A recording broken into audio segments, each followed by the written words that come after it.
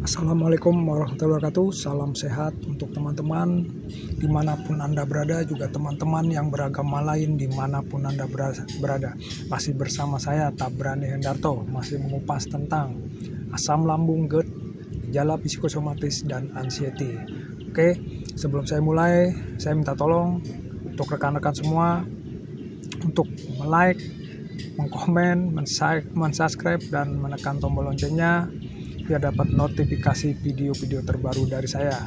Dan untuk teman yang sudah like, komen, subscribe, dan menekan tombol loncengnya, saya banyak ucapkan terima kasih. Semoga menginspirasi, membuat semangat, dan memberikan motivasi untuk kalian bisa sembuh, sehat kembali. Oke, untuk di video kali ini saya akan mengupas apakah saya sudah suntik vaksin booster. Nah, itu suntik vaksin booster. Di video sebelumnya saya sudah meng-share tentang saya sudah vaksin yang pertama dan kedua, itu jenis Sinovac, itu bulan Maret 2021. Itu sesudah itu kan sekitar hampir 6 bulan yang lalu, 5 bulan yang lalu itu udah digalakan kembali untuk suntik vaksin booster atau yang ketiga. Nah, kalau saya terus terang memang dari tempat saya bekerja memang dianjurkan, sekali lagi dianjurkan untuk suntik vaksin booster itu. Jenis vaksin boosternya ada macam-macam. Kebetulan saya jenis vaksin boosternya yang Pfizer, yang Pfizer. Itu sebelumnya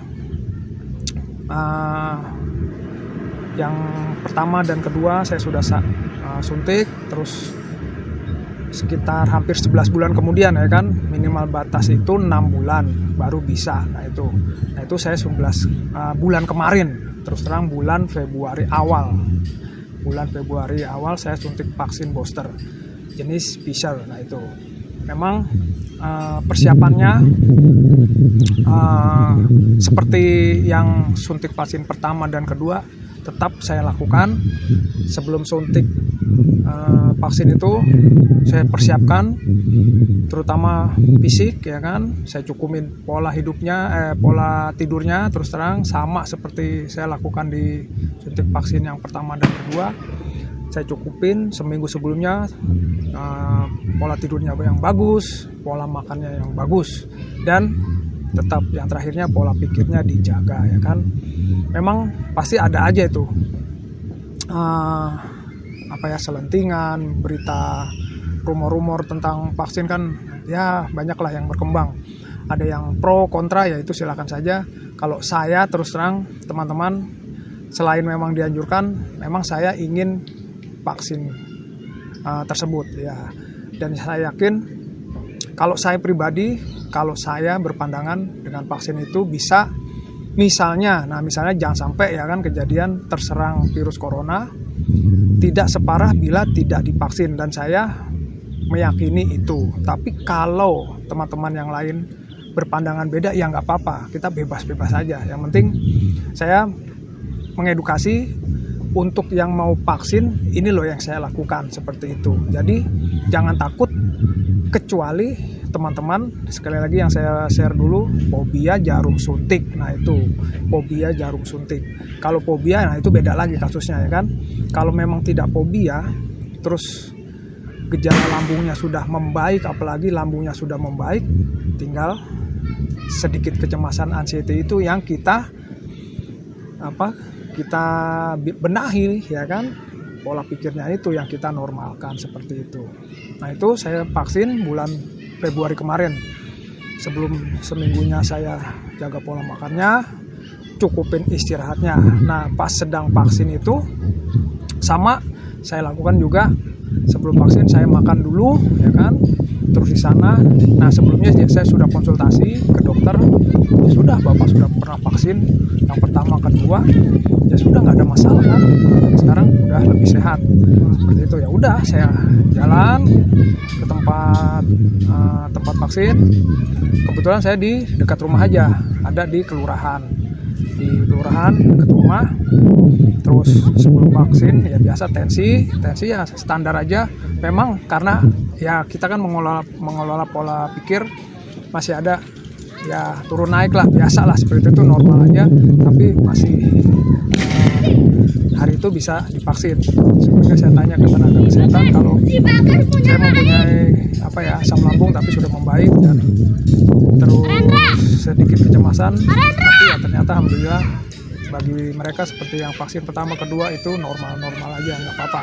Harus saya suntik sebelumnya saya makan, terus sesudah vaksin nggak ada gejala yang macam-macam. Setelah itu saya makan kembali, terus pulang, nah udah istirahat aja. Dan gejalanya ya mungkin mirip-mirip yang vaksin pertama kedua itu, nggak terlalu parah. Ya cuma demam 2-3 hari bekas suntikannya dan ngantuk, itu yang saya rasakan, gejala ringan. Oke kawan, sekali lagi dibenahi pola pikirnya. Yang pertama itu dulu, baru dicukupin makannya dan minum manis dan cukupin air putihnya.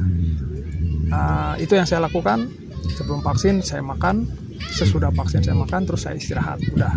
Dan gejalanya, sensasinya nggak ada yang berat, ringan, cuma ngantuk, terus sedikit demam, 3-4 hari hilang.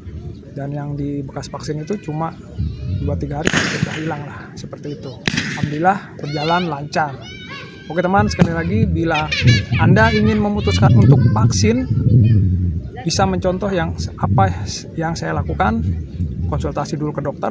Kalau dinyatakan baik, tinggal pola pikirnya, ya kan, pola pikirnya dinetralkan, dinormalkan. Kalau saya tidak apa-apa, oke, harus yakin kalau kita memang tidak ada apa-apa, seperti itu.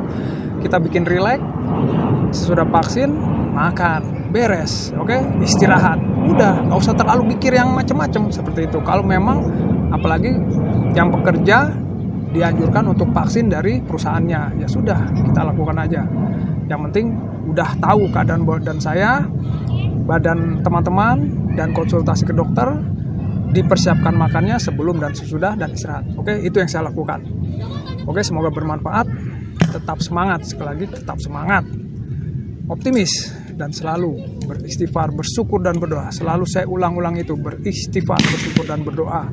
Insya Allah menjawab doa kita diberi kesembuhan, sehat kembali, hidup dengan kegembiraan dan kebahagiaan.